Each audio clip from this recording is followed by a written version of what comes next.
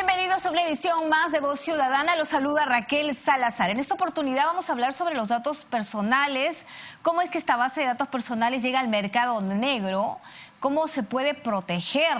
Justamente tenemos algunos datos de que no solo se venden las bases de datos con cuentas bancarias, sino también fichas médicas, ¿no? Lo que se sabe es que en este mercado informal circula una gran variedad de información privada, incluso historias médicas. Usted puede pedir un crédito hipotecario y sorpresivamente, a pesar de que usted lo mantuvo en reserva, se enteran de que usted tiene una enfermedad quizás terminal. Al entregar la información personal al banco, clínica o EPS, entre otros, una persona queda totalmente retratada. Por eso en el ámbito de acción en perjuicio, de los usuarios es ilimitado. Pero hay una ley de protección de datos personales y para hablar de este interesante tema nos acompaña, ya está en los estudios con nosotros, José Álvaro Quiroga León. Él es abogado, fue director general de la Autoridad Nacional de Protección de Datos Personales que pertenece al Ministerio de Justicia durante 5 años. Le damos la bienvenida y también está con nosotros el no menos conocido, Crisólogo Cáceres, presidente justamente de la Asociación Peruana de Consumidores, a quien le vamos a dar también la bienvenida. Tenemos que hacer una brevísima pausa y regresamos con esta interesante entrevista.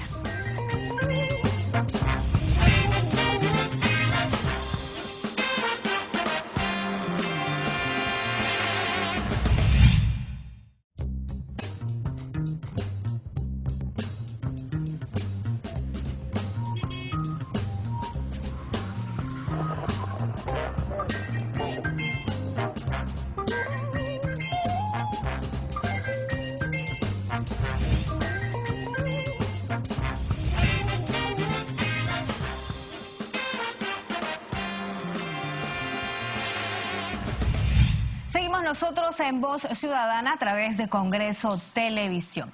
Bueno, primero vamos a empezar con el doctor José Álvaro Quiroga, que fue director general de la Autoridad Nacional de Protección de Datos Personales. ¿Cómo es que nuestros datos llegan al mercado negro? Esto no es una cosa nueva, incluso se ha dado una norma, y se han aplicado penas, pero sin embargo esto persiste.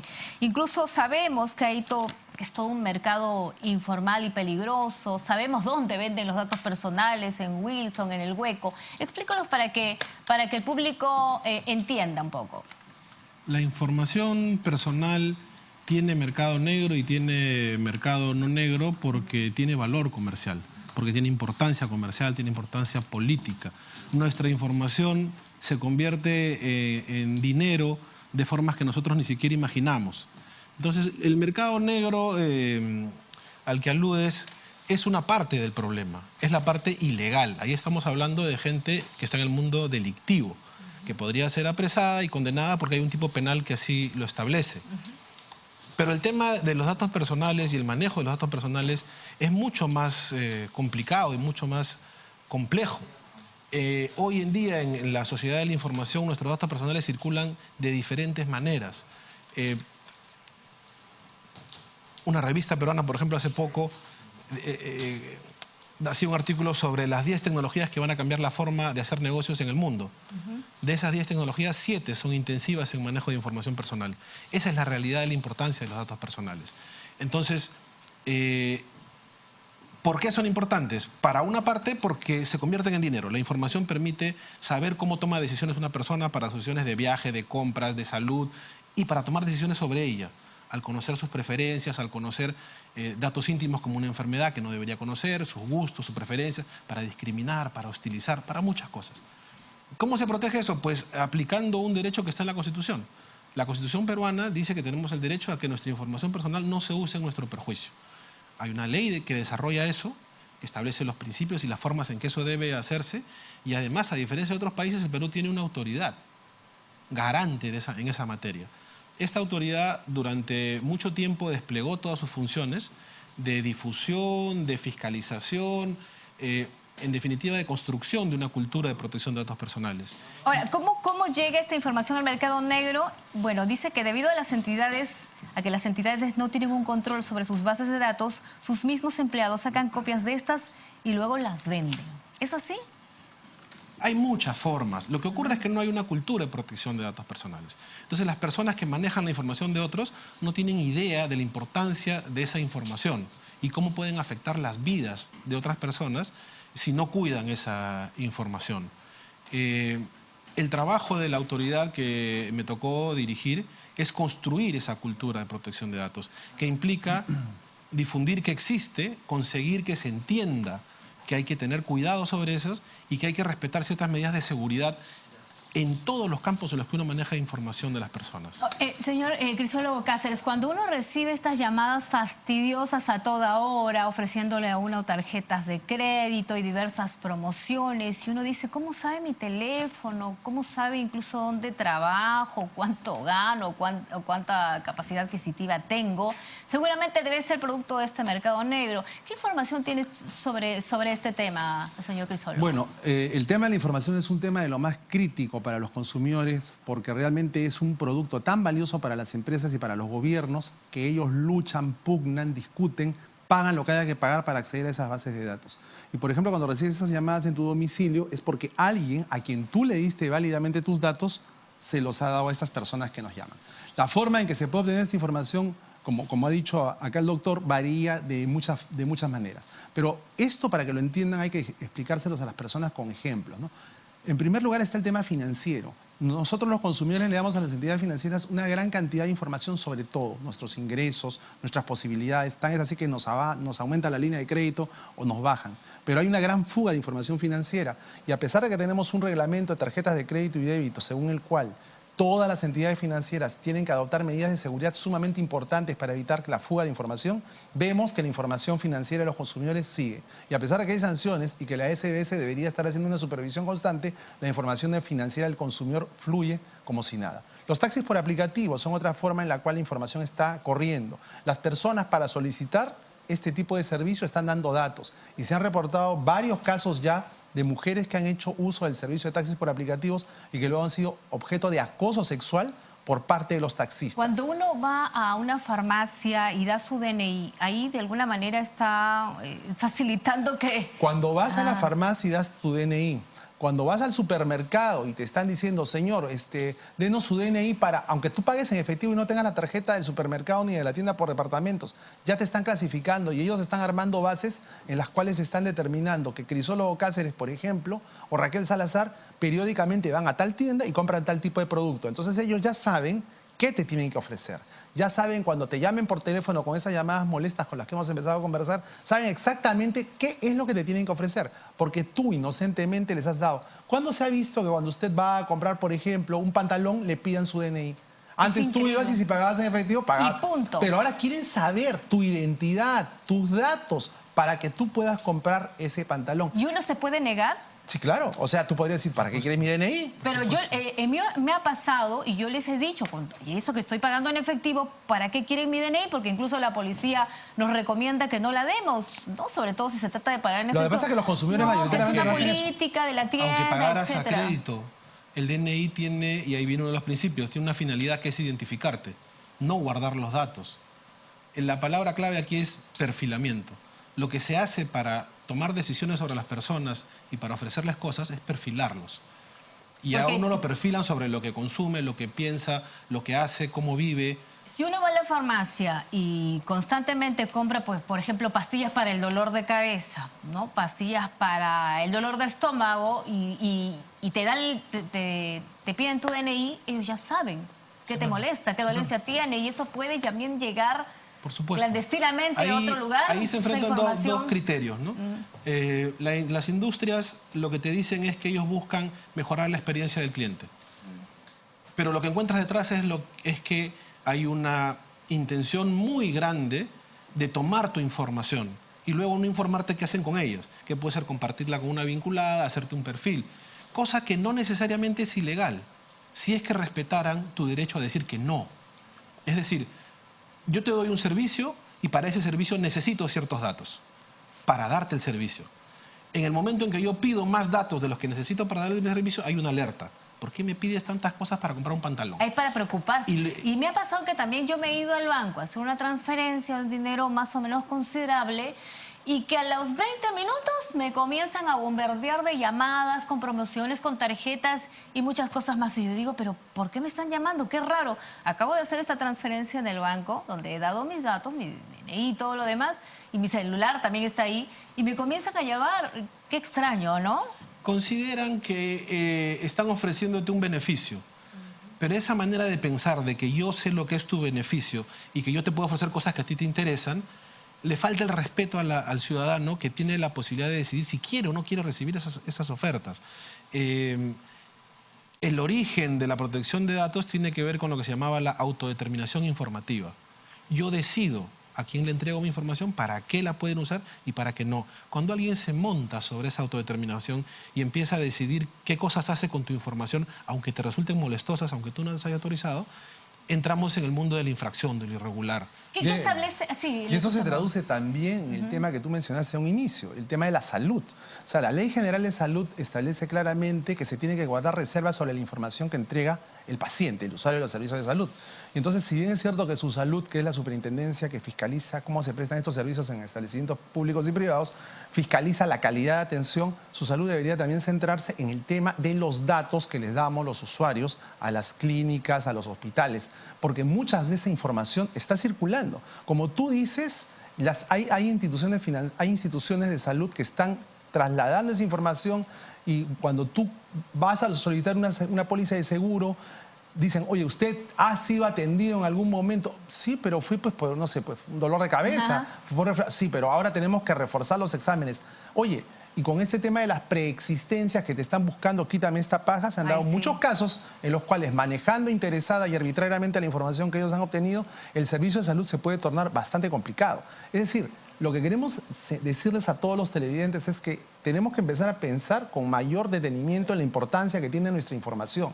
La información que nosotros diariamente, impensadamente, confiadamente les estamos dando a las empresas, aunque no tenemos que darlas. La próxima vez que usted vaya a una tienda y usted pague en efectivo, y usted no es cliente, ni quiere ser cliente, ni quiere tener la dichosa tarjetita para que le descuenten o que le regalen, y le pidan su dinero y digan, no lo quiero dar. No, ¿para qué lo quieres? Yo te quiero pagar y acá está. Si fuera usuario tuyo o estuviera sacando la tarjeta o ya fuera portador de la tarjeta, perfecto, pero yo no. Entonces, o sea, no pueden decir, si no me da la no le vendo, no le vendo, no deme libro de reclamaciones. Pero por supuesto deme que libro de no. reclamaciones. Por supuesto que no. Lo único que te pueden pedir son los datos necesarios para darte servicio. Pero si es una compraventa que tú compras y te vas, ¿por qué tendrías que darle tu DNI? Si te van a dar un servicio en tu casa, necesitan tu domicilio. Porque encima te pone mala cara cuando tú preguntas por qué pero por supuesto. Te pone mala cara. Pero es que la persona a la que tú le ves la cara tiene órdenes pues, de captar información. Así es. La decisión de arriba es la que tiene que tomar conciencia que podría captar esa información pidiendo permiso. Ahora, me acuerdo que el año pasado fue que, o en el 2015, Anónimos Perú dice tener la base de datos de las personas registradas del RENIEC. A través de sus redes sociales, el colectivo de activistas Anónimos Perú aseguró tener en su poder la base de datos completa de las personas registradas en el RENIEC. En su publicación dijeron no estar seguros de difundir la información, pero sí aclararon que habían ingresado a la base de datos para demostrar la vulnerabilidad de sus sistemas de seguridad. Deberían exigir a la RENIEC mejorar la seguridad de sus servidores. ¿Cómo es posible que información de este tipo pueda ser obtenida tan fácilmente? Claro, después el RENIEC aseguró que su registro es inviolable, etcétera, pero así estamos de... Las fugas de información son un hecho. La empresa que quiere decir que no hay fuga de información nos está engañando. Todo el tiempo se fuga información. El caso que acabas de decir, por ejemplo, es clarísimo, ¿no? O sea, haces una transacción financiera por un monto importante y acto seguido ya empiezas a recibir llamadas. O sea, ya alguien informó que la señorita Raquel Salazar ha movido dinero, tiene capital, entonces ya le podemos tentar y ofrecer estos productos. Entonces acá hay un tema de seguridad. Hace unos días asaltaron a una persona saliendo de un banco. Esta persona retiró 64.000 soles, se quedó 30 minutos esperando, no lo atendía, no le daban los 64.000 soles, dijo, ¿saben qué? Tengo que recoger a mi mujer y mis hijos. Regreso en 1 hora, ¿estará lista mi plata? Sí, señor. Se fue, regresó 1 hora después. Ya vengo a recoger mi plata, su plata no está lista. Pero si ya 1 hora ha pasado, más 30 minutos que esperé, 1 hora y 30 y no, espera un ratito, 40 minutos más. O sea, sumando, esperó más de 2 horas para que le hagan el desembolso. El señor salió, avanzó 2 cuadras y lo asaltaron. Y el señor, mira, y lo que te voy a decir es más grave, porque el señor se retiró y tenía los 64.000 que había retirado, los había puesto en un canguro. El canguro lo metió debajo del asiento de su carro y aparte tenía un sobre con 10.000 soles. Entonces, cuando los ladrones lo encañonan por la ventana, lo cierran con una camioneta, al señor le dicen, dame la plata. Y el señor, ¿qué sacó? El sobre con los 10.000. Y los 64.000 del canguro seguían debajo. ¿Y qué le dijeron a los delincuentes? No, danos el canguro. ¿Cómo sabían, Exacto. cómo ¿Cómo sabían sabían? que la plata gorda estaba en el canguro si no había salido información de dentro del banco? Es obvio. Entonces, eso O ha sea, llevado... la información sale del mismo banco. Entonces, ¿cuál es la situación acá? ¿Cómo combatir eso? Porque durante años nos han dicho las instituciones financieras que no es conveniente retirar fuertes sumas de dinero en efectivo, con lo cual yo estoy de acuerdo. El cheque de gerencia, la transferencia interbancaria son buenos caminos. Genial. Pero también nosotros tenemos derecho de retirar dinero y no se nos puede tener a la cultura del miedo. Entonces hay que establecer mecanismos y ASPEC planteó una serie de opciones a las BAN, las cuales fueron recogidas. Pero en punto es, hablando con especialistas en seguridad sobre esto, ¿cómo se hace en otros países? Y me contaba el especialista en seguridad que, por ejemplo, en el caso de las líneas aéreas, los pilotos son sometidos inopinadamente a exámenes de orina para ver si consumen drogas y al polígrafo. Entonces, el piloto, para saber si tiene alguna situación extraña, de repente ven que hace pasar por el polígrafo que tiene un 99% de confiabilidad. Pregunto yo, inocentemente, ¿no se puede hacer lo mismo con los empleados del banco?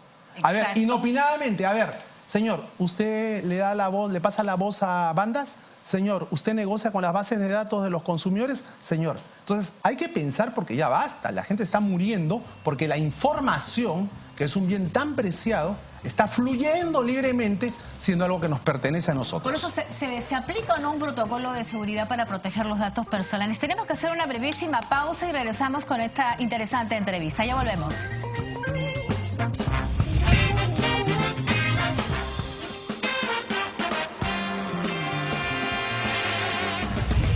Cuando usted va a una tienda, un supermercado, una tienda grande, ¿suele dar el número de su DNI si se lo pide? Sí, a veces cuando voy a pagar. Sí, no tengo problema. Cuando yo he ido a hacer una compra por decir un artefacto, bueno, nos piden los datos personales, ¿no? Lo principal, ¿no? Porque muchos de nuestros datos personales, nuestra dirección, nuestro teléfono, va al mercado negro y de ahí nos pueden extorsionar. Ah, eso sí ha pasado. No, pero yo soy de Iquitos, ahí cuando te roban una moto, a las 10 horas te están llamando por teléfono, saben tu dirección, saben el número de tu celular, saben tu DNI. Y usted se pregunta cómo.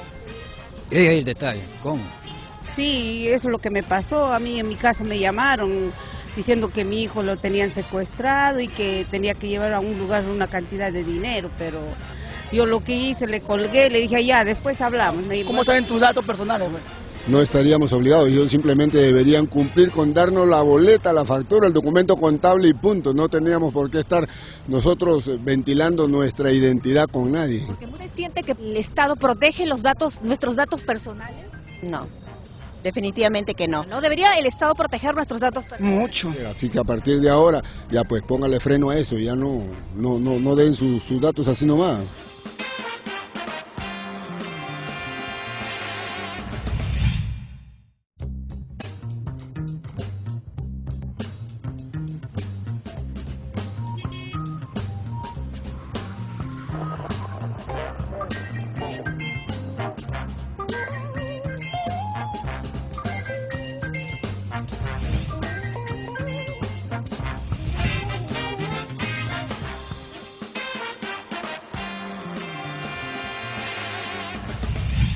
Seguimos nosotros en Voz Ciudadana a través de Congreso Televisión hablando de la protección de los datos personales. Por cierto, la protección de los datos personales es un derecho constitucional y aunque usted no lo sepa, existe la Autoridad Nacional de Protección de Datos e incluso hay una ley que ya está vigente y justamente como ya le hemos adelantado, está con nosotros en este programa el doctor José Álvaro Quiroga, que justamente ha sido director de la Autoridad Nacional de Protección de Datos.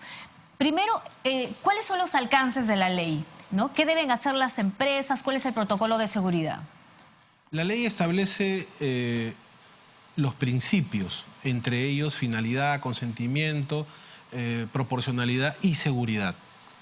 Y en ese rubro, la Autoridad de Protección de Datos emitió una directiva de medidas de seguridad que está, imagino, seguirá en la web del Ministerio, que fue considerada una de las mejores del mundo. Muy fácil de aplicar para las medianas empresas, las grandes en realidad no necesitan que les enseñen, pero digamos de medianas para abajo, muy útil, muy práctica, recibió muchas felicitaciones. Esa ley también, debería haber dicho al principio, crea una autoridad con mucha potencia, tenía mucha potencia esa autoridad, con capacidad de supervisión, fiscalización, difusión. Tenía, ¿por qué dice tenía?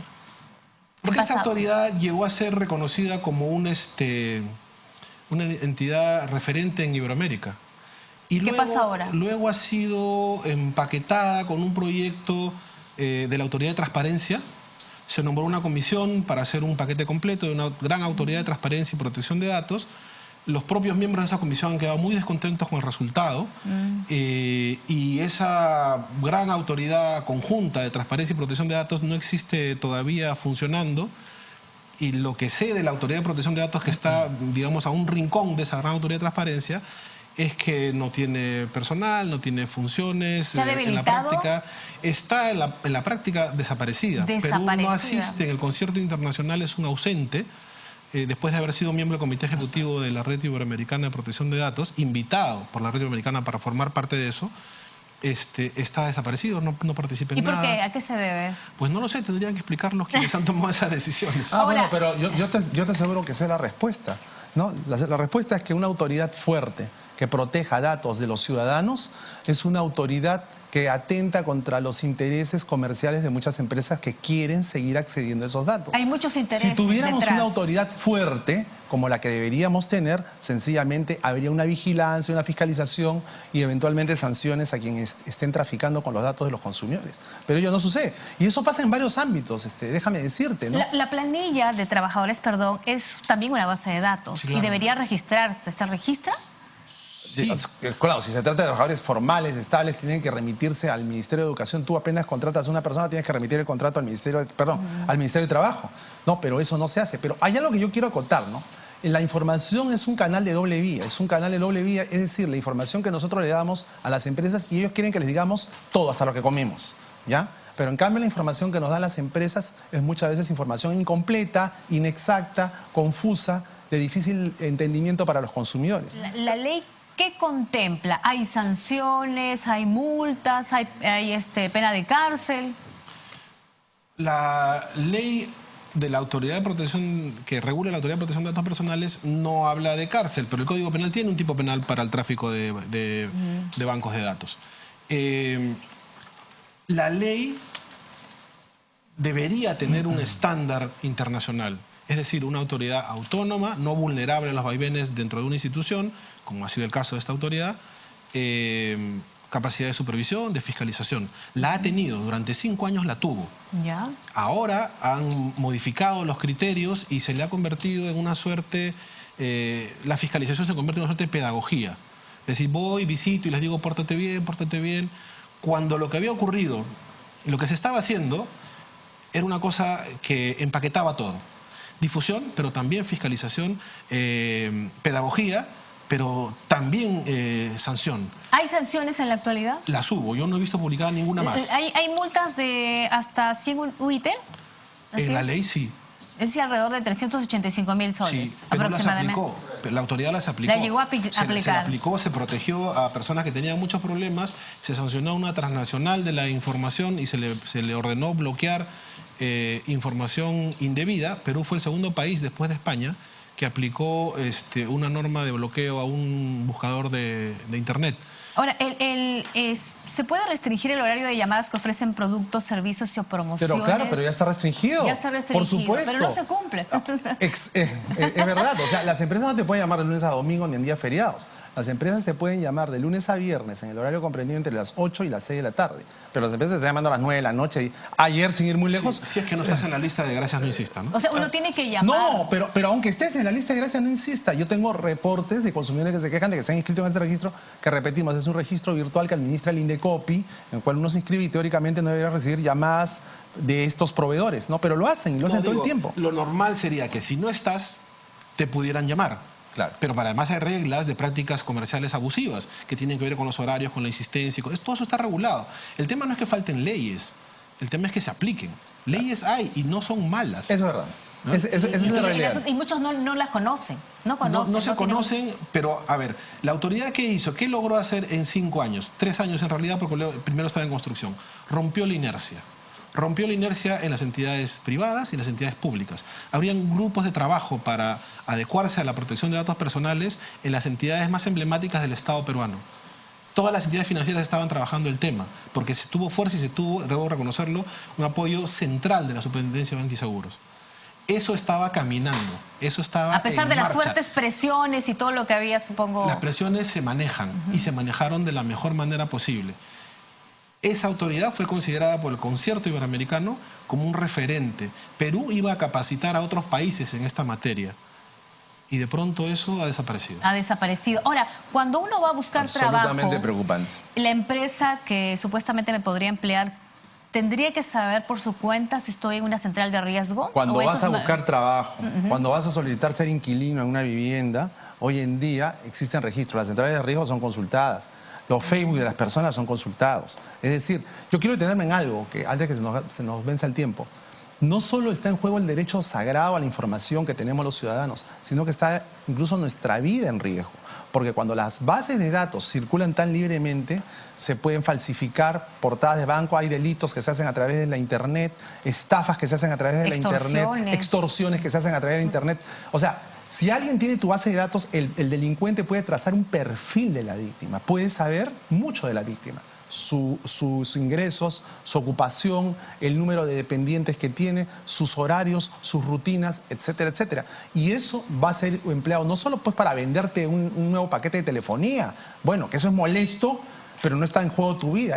Esta información sirve para asaltarte, para apropiarse de tu patrimonio, para matarte. Lo que se puede hacer y se tendría que hacer es hacer una labor esforzada, concertada entre todas las autoridades que tienen que ver con el tema de la información. Y quien debería liderar es la autoridad encargada de la protección de datos personales, que ya sabemos, por lo que nos está explicando el colega, en qué situación se encuentra en este momento. Pero el Indecopi, la SBS, la policía, la fiscalía, todos deberían articular esfuerzos para ver qué se va a hacer en relación a este tema. La gente, o sea, existen tantas modalidades de estafa que eso es para otro programa, pero por ejemplo hay empresas o hay delincuentes que simulan perfectamente ser empresas bancarias y te envían un correo, .banco tal, y te dicen, oye, dame todos tus datos que estamos haciendo una actualización.